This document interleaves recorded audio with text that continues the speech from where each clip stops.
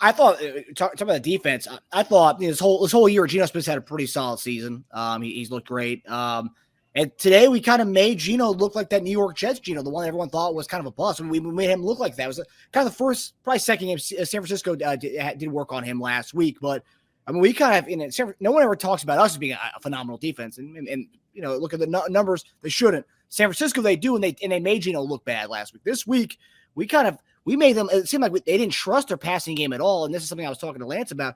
They were up 17-3, and it seemed like they were milking the clock. They just kept running the ball. 3rd and 9, 3rd and 7. They were running the ball the entire time. And it was like, what's going on here? I mean, like that second half flew by because all they did was just run the ball with Kenneth Walker. What did you think about their offensive play calling? Because that perplexed me a little bit. Well, there's two things. Well, one of the things, of course, is how hard it is to catch a football, especially in that type of weather. And throwing the football also is very, very, very tough to do. So I think what they were thinking of was, okay, obviously the Chiefs are going to be back in pass defense, so why not run the football, right?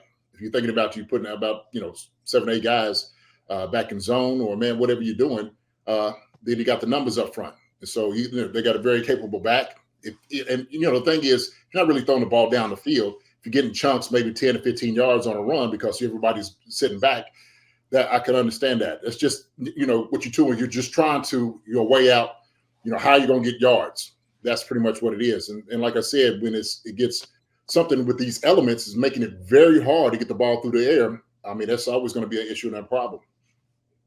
Yeah, and I think there's also something to the fact that I think Geno, after that low hit early in the game, he wasn't right.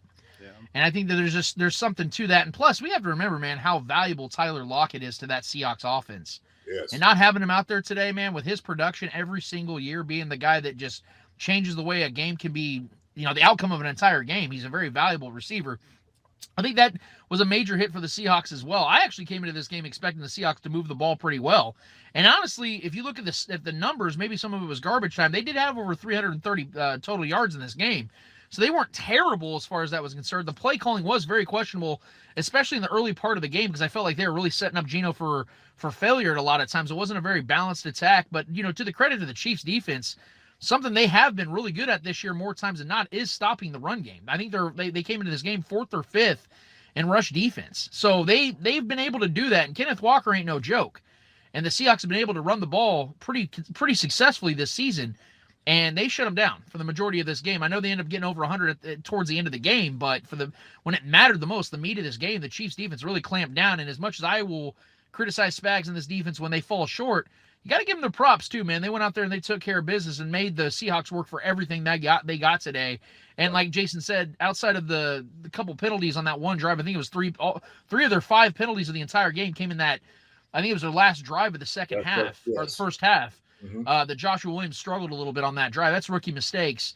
Outside of that, man, the Chiefs defense was about as perfect as it gets when it mattered. When it actually mattered, the game was still within reach. And just kind of piggybacking off of what you said about Tyler Lockett, what I also did see, and you probably checked this out too, was there was a lot of miscommunication from the wide receivers. There was things Geno was throwing, the guys just wasn't there, and you could see it was like he just didn't have that type of rapport and relationship with them. And so he knew, look, I got Metcalf in here. I know I can throw to him. He knows the offense. He knows what to do. And sometimes we got the young guys in, and you've seen it. It was a comeback. He threw one deep in the end zone. He's like, man, we're trying to go for points. Like, why are you pulling up on this? And so he just kind of turn and shake his head. And I'm thinking the same thing. And so that's frustrating as a quarterback. If a guy like you trying to tell him, like, look, man, when they do this, you have to do that. We're trying to get chunks. If you you put him on the back shoulder, put it on the back shoulder. If I'm going deep in the end zone, go to the end zone. You can't. A game like this, especially in Kansas City, a hostile environment. You're not going to get a lot of shots throwing the football. We got to be able to, produce when we have a chance and opportunity. So yeah, man. But look, the defense did a wonderful job, tremendous job today. Chris Jones looking as fire as ever. Incredible. All the guys played good. All whole defense. All the guys played good. Secondary, everybody, linebackers. Everyone on defense did a solid job performance today. Hats off to them.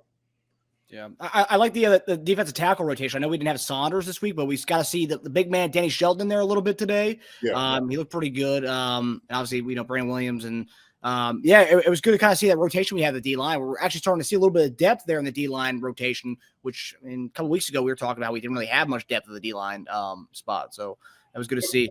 But I said, this is what you have to try right now. You got to do this, getting ready to go deep into the playoffs, right? Got to get guys ready, and especially if guys haven't necessarily been performing. Sonya's like, look, just take a step back.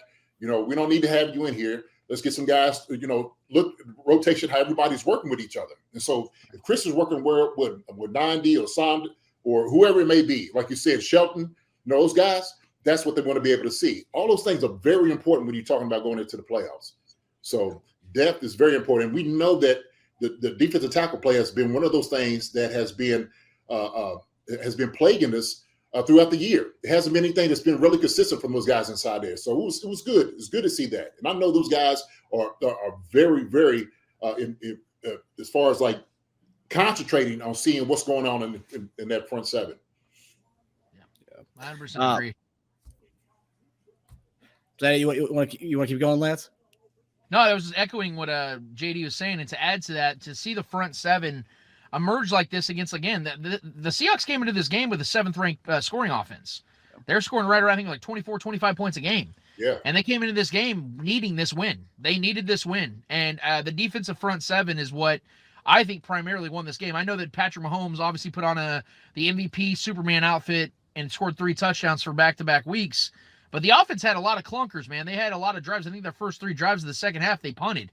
And the defense just shut down the Seahawks continuously. Did not give them life. George Karlaftis came alive, had a couple more batted balls, got a sack, an actual meaningful sack, not Joe Burrow laying on the ground. It actually went and got Geno Smith. Mike Dana got in the sack column. It's taking pressure off Chris Jones, which is everything this defense needs.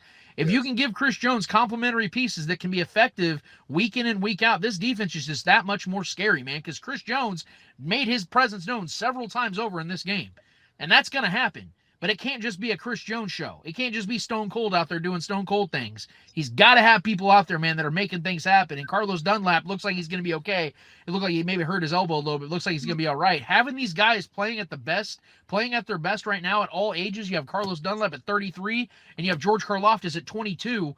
To have these guys playing like that, Frank Clark, like I said, 3 straight games of just playing like an absolute madman out there, sharpening those shark teeth. This is what we need, guys. I'm telling you right now, this is the kind of defense. They bring this defense on a consistent basis for the next month and a half. This Chiefs team's going to win the Super Bowl. Hi, everybody. Thanks for watching. Subscribe here to get the latest from the show. Also, be sure to check out the best clips from Chief Concerns.